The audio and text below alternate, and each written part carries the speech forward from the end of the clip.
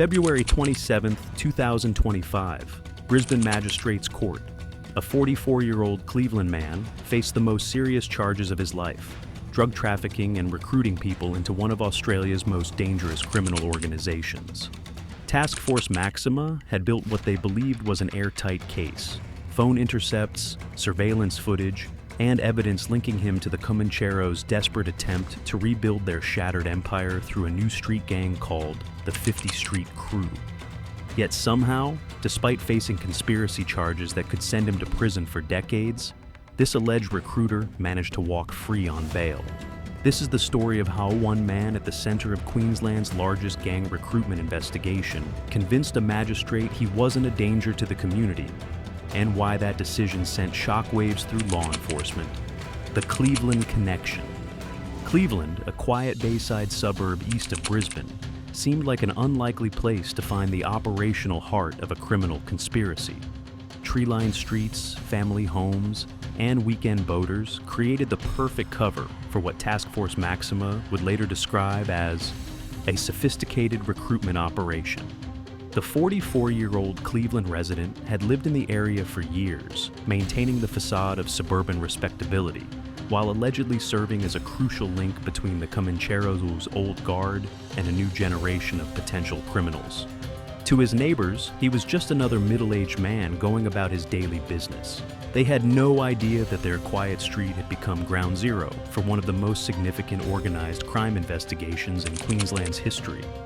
But Taskforce Maxima had been watching. For months, they had tracked his movements, recorded his phone calls, and documented his meetings with known associates of the Comanchero Motorcycle Club. The intelligence picture that emerged was deeply troubling. This wasn't just a low-level drug dealer or petty criminal. This was someone who appeared to be playing a central role in the Comancheros' strategic attempt to rebuild their organization using an entirely new model. Operation Whiskey Rebound, launched in September 2024, had identified him as one of 3 key figures involved in recruiting people to become participants in a criminal organization. But unlike traditional motorcycle gang recruitment, this operation was something law enforcement had never seen before. The Comancheros had learned harsh lessons from years of police pressure. Their traditional approach, visible patches, public clubhouses, obvious gang affiliations, had made them easy targets for law enforcement. The new strategy was different, more subtle, and potentially more dangerous. Intelligence reports suggested the Cleveland man was helping to establish the 50 Street Crew, a hybrid organization that would maintain the Comancheros' criminal networks while operating with the anonymity and flexibility of a street gang. This wasn't just recruitment, it was the evolution of organized crime in Australia, and the 44-year-old Cleveland man was allegedly at the center of it all. But proving his role in court would be more challenging than Taskforce Maxima anticipated. The very subtlety that made the new recruitment model so dangerous also made it difficult to prosecute under traditional criminal conspiracy laws. Operation Whiskey, Rebound targets. The investigation that would ultimately put the Cleveland man in the dock began with disturbing intelligence reports reaching Taskforce Maxima in September 2024. Former Comanchero members were meeting regularly with young men who had no obvious connection to motorcycle gangs. Acting Superintendent Bowman would later reveal the chilling scope of what they discovered. We gained intelligence that both current and former Comanchero members had been actively recruiting members for a newly formed street gang known as the 50 Street Crew. The Cleveland man's role in this conspiracy became apparent through months of painstaking surveillance and intelligence gathering. Phone intercepts revealed conversations about bringing people in and building something new. Surveillance showed him meeting with known Comanchero associates and potential recruits in locations across southeast Queensland. What made this recruitment strategy particularly sophisticated was its integration with legitimate activities. Meetings took place in gyms, cafes, and business premises. Conversations were coded and ambiguous. Potential recruits weren't given patches or forced through traditional initiation processes. Instead, they were gradually introduced to criminal opportunities and given increasing responsibilities as they proved their trustworthiness. Drug trafficking was the entry point, but the ultimate goal was building a network that could handle everything from weapons smuggling to serious violent crimes. The Cleveland man's alleged role was crucial because of his connections to both the old Comanchero hierarchy and the new generation of criminals being recruited. Intelligence suggested he was serving as a bridge between these two worlds, helping to maintain continuity while adapting to new operational methods. By late 2024, Taskforce Maxima had identified him as one of the primary targets of Operation Whiskey Rebound. They believed he was not just participating in the recruitment conspiracy, but helping to design and implement it. The evidence against him was building through multiple investigative techniques. Phone intercepts captured conversations about recruitment activities. Surveillance documented meetings with known associates. Financial records suggested income from criminal activities that exceeded his legitimate earnings. But the Cleveland man was careful. Like others involved in the conspiracy, he had learned to operate in the gray areas between legitimate and criminal activity. Many of his actions could potentially be explained as innocent business meetings or social interactions. This ambiguity would become crucial when his case reached the courts. While Taskforce Maxima was convinced they had evidence of serious criminal conspiracy, proving it to the satisfaction of a magistrate would be a different challenge entirely. The February 6th and 7th raids across southeast Queensland were designed to gather the final pieces of evidence needed to secure convictions. 15 people were arrested, but the Cleveland man's case would become the most contentious. Charged with drug trafficking and recruiting persons to become participants in a criminal organization, he faced decades in prison if convicted. But first, he would have to convince a magistrate that he deserved to remain free on bail while awaiting trial. The February raids. February 6th, 2025, 6 a.m. The Cleveland man was awakened by the sound of tactical officers breaching his front door. Operation Whiskey Rebound had reached its climax, and there would be no warning, no opportunity to destroy evidence, no chance to flee. Taskforce Maxima had coordinated simultaneous raids across 12 locations in southeast Queensland. From Brisbane to the Gold Coast, from Caboolture to Maryborough, officers were executing search warrants designed to dismantle the recruitment conspiracy once and for all. At the Cleveland property, investigators knew exactly what they were looking for. Months of surveillance had identified this location as a crucial node in the recruitment network. Phone intercepts had captured conversations originating from this address about bringing new members into the organization. As officers searched through the house, they documented everything that could potentially link the resident to the conspiracy charges. Mobile phones contained contact lists with known criminals. Financial documents suggested income sources that didn't match declared earnings. Meeting schedules aligned with surveillance observations of suspected recruitment activities. But the evidence was subtle and sophisticated. Unlike traditional drug raids that might uncover obvious contraband, this investigation required careful analysis of communications, financial records, and behavioral patterns to build a case. The Cleveland man was arrested and charged with 2 serious offenses: drug trafficking and recruiting persons to become participants in a criminal organization. The first charge carried potential penalties of up to 25 years imprisonment. The second was equally serious, reflecting the growing recognition that recruitment activities were a fundamental threat to community safety. Across the other raid locations, the scope of the conspiracy became apparent. At a suspected safe house in Dara, officers discovered a kilogram of cocaine, 85 grams of methamphetamine, a cannabis grow house, 1 revolver, and 2 kilograms of processed cannabis. A 45-year-old Upper Caboolture man was found to be connected to even more serious crimes, including grievous bodily harm, deprivation of liberty, and torture. His case would demonstrate the violent potential of the organization the Cleveland man was allegedly helping to build. In total, 15 people were arrested and charged with 54 offenses. The operation had successfully disrupted the recruitment conspiracy. But keeping the arrested individuals in custody would require convincing magistrates that they posed ongoing risks to community safety. For the Cleveland man, this challenge would prove more difficult than investigators anticipated. His role in the conspiracy, while significant, was primarily organizational rather than violent. He had no recent history of serious crimes and had previously appeared for all court hearings when required. As he was processed through the watch house and prepared for his initial court appearance, the Cleveland man's lawyers were already planning their bail application strategy. They would argue that their client was a minor player who had been caught up in a larger investigation, rather than a key organizer who posed a continuing threat. The battle for his freedom would be fought not with weapons or violence, but with legal arguments about evidence, risk assessment, and the presumption of innocence that formed the foundation of Australia's justice system. The bail hearing. February 27, 2025. Brisbane Magistrates Court was buzzing with activity as the Cleveland man's bail application was called before the magistrate. In the public gallery, journalists and family members waited to see whether one of the key figures in Queensland's largest gang recruitment investigation would walk free.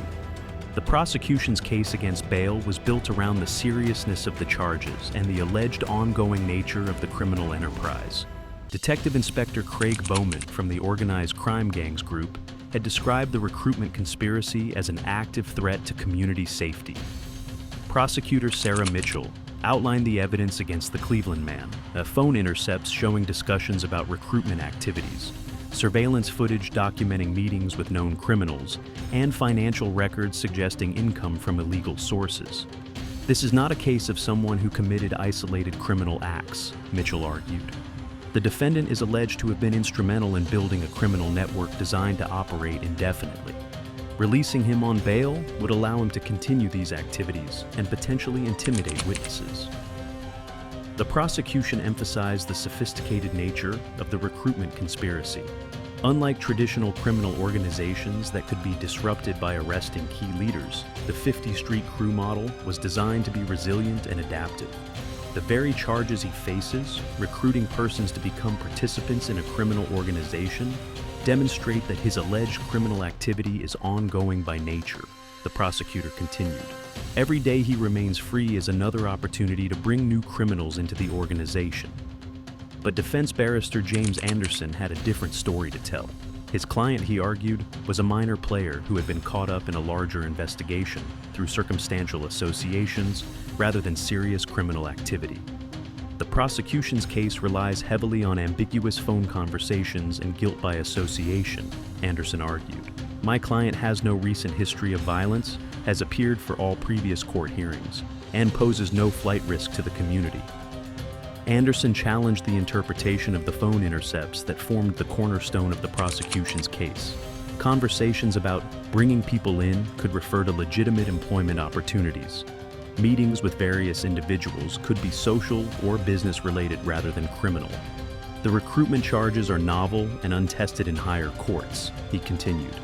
The prosecution is asking this court to detain my client based on speculation about activities that may have innocent explanations. The magistrate, Helen Thompson, faced a difficult decision. The charges were serious and carried significant penalties. The evidence suggested involvement in organized criminal activity.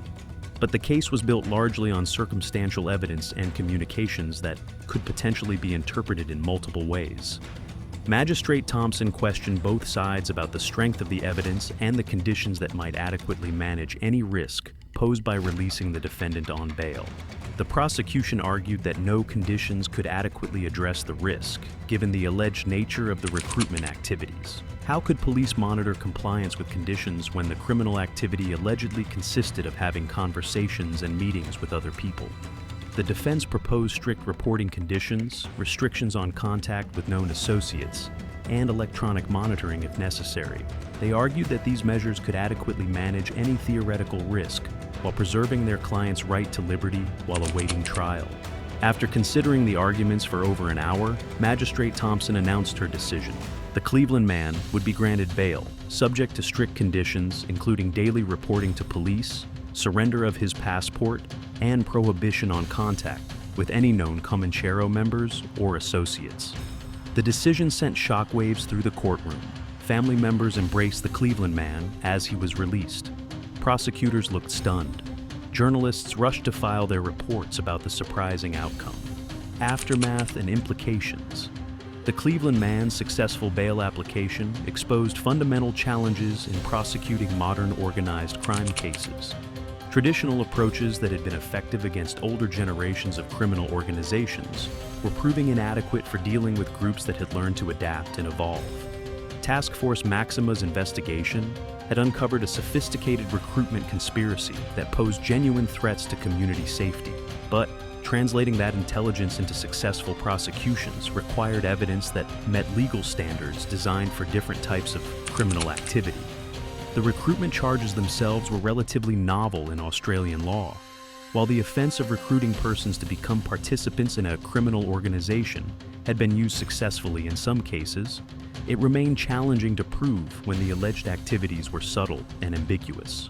For law enforcement, the bail decision represented a significant setback. After months of investigation and evidence gathering, one of their key targets was free to potentially continue his activities while awaiting trial. Acting Superintendent Bowman's public response was diplomatically worded. This operation interfered with these efforts early and have effectively disrupted the gang's activities regarding drug trafficking across the southeast. But privately, investigators were concerned about the precedent the decision might set. The strict bail conditions imposed on the Cleveland man were designed to address these concerns. Daily police reporting would ensure ongoing monitoring of his activities. Contact restrictions would prevent him from meeting with known associates. The surrender of his passport addressed any flight risk. But enforcing these conditions would require significant resources. Police would need to monitor compliance while also continuing their broader investigation into the recruitment conspiracy. For the broader criminal justice system, the case highlighted the challenges of balancing individual rights with community protection in an era of evolving criminal threats. The Comancheros' adaptation to law enforcement pressure represented a new phase in the ongoing battle between organized crime and the justice system. Traditional approaches that relied on obvious criminal markers were becoming less effective against groups that had learned to operate in legal gray areas. Defense lawyers across Queensland were already studying the Cleveland case as a potential template for future bail applications involving recruitment and conspiracy charges.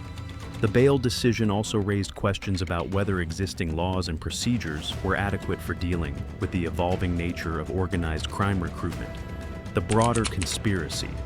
While the Cleveland man celebrated his freedom, the broader recruitment conspiracy he was allegedly involved in continued to concern law enforcement across Australia. The 50 Street Crew model represented more than just a Queensland phenomenon. It was part of a nationwide adaptation by organized crime groups. Intelligence reports suggested that similar recruitment strategies were being employed by former gang members in other states, indicating a coordinated effort to rebuild criminal networks using new methodologies. The success of the bail application demonstrated one of the key advantages of this new approach. Without obvious gang markers like patches or clubhouse affiliations, it became much harder for prosecutors to argue that individuals posed ongoing risks to community safety. Taskforce Maxima's investigation had revealed the sophisticated nature of the recruitment process. Potential members weren't approached randomly. They were carefully selected based on their criminal history, financial needs, and psychological suitability for criminal activity. The Cleveland man's alleged role in this process was crucial because of his ability to bridge different criminal networks. His connections to both traditional Comanchero members and the new generation of potential recruits made him valuable to the organization's adaptation efforts. But his release on bail meant that these connections remained intact. Despite the conditions imposed by the magistrate, experienced criminals often find ways to maintain their networks while technically complying with legal restrictions. The broader implications of the recruitment conspiracy extended beyond Queensland's borders. The 50 Street Crew model, if successful, could be replicated by organized crime groups across Australia and internationally. For communities across the region, the recruitment activities represented a direct threat to public safety. Young people being drawn into criminal organizations would eventually be involved in drug trafficking, violence, and other serious crimes. The Cleveland case became a test case for how effectively the justice system could respond to these evolving threats while maintaining the principles of individual liberty and due process that formed the foundation of Australian democracy. Justice system challenges. As the Cleveland man left Brisbane Magistrates Court on February 27, 2025, his successful bail application became a symbol of the complex challenges facing Australia's justice systems in the 21st century. His case exposed the tensions between law enforcement's need to prevent ongoing criminal activity and the legal system's commitment to individual rights and the presumption of innocence. The magistrate's decision to grant bail was based on established legal principles. The seriousness of charges alone was not sufficient to justify detention, the evidence was largely circumstantial, and appropriate conditions could potentially manage any risk to community safety. But for Taskforce Maxima, the decision represented a potential threat to their ongoing investigation and the safety of witnesses who had cooperated with police. The recruitment conspiracy exposed by Operation Whiskey Rebound highlighted how organized crime groups were adapting to law enforcement pressure by operating in the gray areas between legitimate and criminal activity.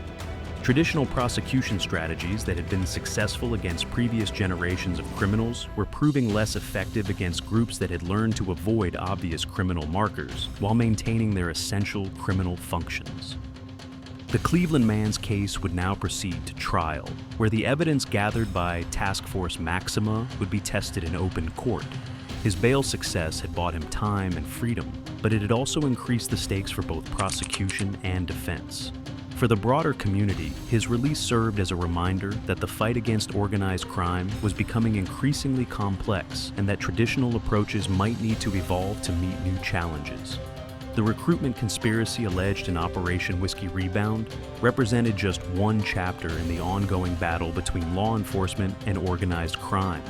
As criminal organizations continued to adapt and evolve, the justice system would need to find new ways to balance individual rights with community protection. The Cleveland man's successful bail application had given him a temporary victory, but the ultimate outcome of his case would help determine how effectively Australia's legal system could respond to the evolving threats posed by modern organized crime. In the end, his story reflected the broader challenges facing democracies worldwide as they sought to maintain the rule of law while adapting to new forms of criminal activity that tested the boundaries of traditional legal frameworks. The battle for justice would continue in courtrooms across Queensland, where the future of organized crime prosecution would be decided one case at a time.